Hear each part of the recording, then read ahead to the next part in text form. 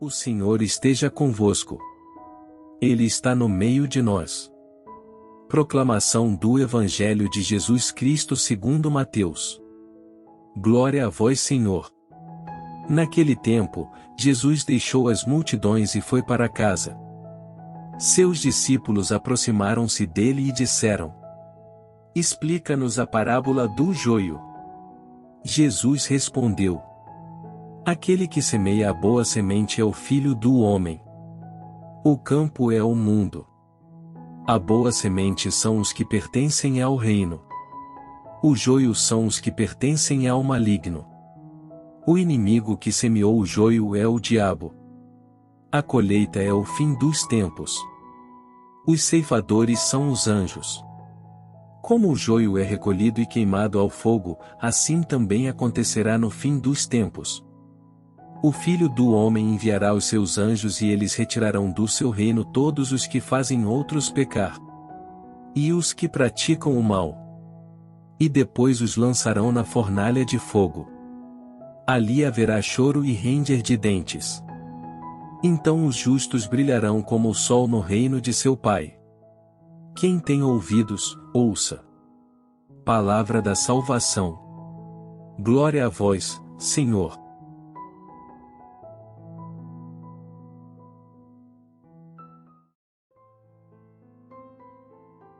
Meus queridos irmãos e irmãs, celebramos hoje a memória de Santo Afonso Maria de Ligório, o fundador dos Padres Redentoristas.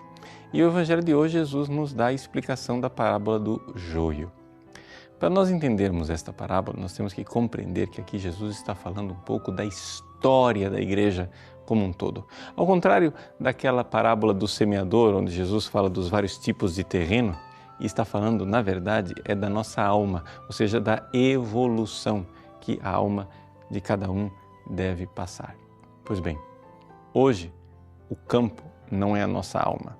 O campo, na parábola do joio, é o mundo. E ali, no mundo, cresce a igreja, o verdadeiro trigo, a semente boa. Mas lado a lado com o trigo, cresce o joio. E o joio é essa realidade miserável de uma aparência muito semelhante à semente boa.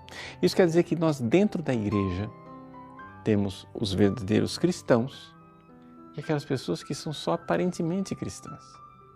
Veja, nos bancos de nossas igrejas nós temos pessoas que são batizadas e são verdadeiros membros do corpo de Cristo. E nos mesmos bancos, pessoas que são batizadas, têm a aparência de serem cristãs, mas não pertencem ao corpo de Cristo. E o que é que faz com que uma pessoa pertença? Bom, para que uma pessoa pertença verdadeiramente ao corpo de Cristo, ela precisa ser batizada e precisa ter fé. A fé da igreja. A fé da igreja que é a fé de 2000 anos.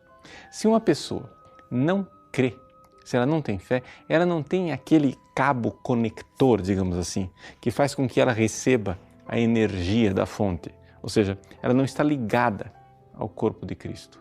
Ela não somente é um membro doente, não, ela não é membro de forma alguma. Alguém pode argumentar e dizer assim, mas padre, essa pessoa é batizada. Sim, mas há batizados no inferno. E, no entanto, no inferno, nós não temos membros do corpo de Cristo. A pessoa não é desbatizada para ir para o inferno. No inferno, a pessoa carrega consigo a marca indelével do batismo. Então, o distintivo, aquilo que faz com que uma pessoa seja membro do corpo de Cristo, aqui neste mundo, é a fé reta, que é o início da vida sobrenatural que nós iremos ver no céu. Ou seja, no céu nós iremos contemplar Deus face a face. Aqui nós já começamos a ter esta experiência encobertos pelo véu da fé. Mas é ali que nós então temos contato com a graça de Deus. É importante termos essa clareza. Por quê? Porque algumas pessoas acham que quando nós fazemos um pecado mortal e, portanto, perdemos o estado de graça, pecamos contra a caridade, contra o amor a Deus. Algumas pessoas acham que com o pecado mortal eu não sou mais membro da igreja. Não é verdade. Por quê? Porque quando uma pessoa comete um pecado mortal, ela perdeu o amor, mas ela não perdeu a fé. A não ser que ela tenha, de fato, feito um pecado específico, que é o pecado contra a fé, onde ela perde este contato com Cristo e aí deixa de ser membro da igreja. Uma pessoa que está em pecado mortal, ela ainda é membro da igreja. Se ela tem fé, é batizada, tem fé, ela ainda é membro da igreja, mas é um membro doente.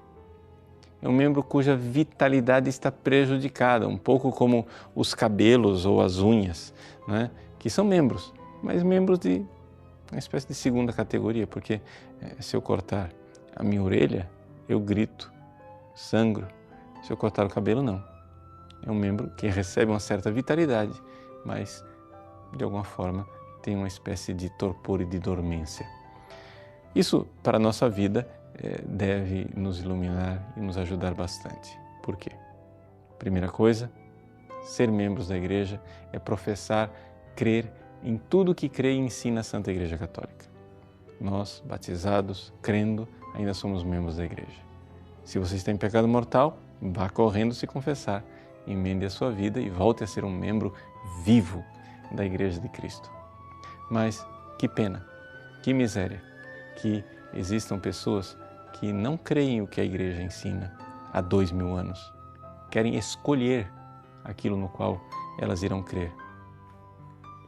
Elas acham que são membros da Igreja, mas na verdade são o joio no meio do trigo. Deus abençoe você. Para encerrar nossa leitura e reflexão da palavra de hoje, rezemos a oração que o Senhor nos ensinou. Pai nosso que estais nos céus, santificado seja o vosso nome. Venha a nós o vosso reino. Seja feita a vossa vontade, assim na terra como no céu. O pão nosso de cada dia nos dai hoje. Perdoai-nos as nossas ofensas, assim como nós perdoamos a quem nos tem ofendido. E não nos deixeis cair em tentação, mas livrai-nos do mal. Amém. Em nome do Pai, do Filho e do Espírito Santo. Amém. Que a graça de Deus seja derramada sobre você. Deus te abençoe. Gostou desse vídeo? Curta-o e compartilhe com amigos e familiares. Caso não seja inscrito no canal, inscreva-se e ative as notificações clicando no sininho para não perder nenhum vídeo novo. Venha participar dos nossos grupos do WhatsApp. O link encontra-se na descrição do vídeo.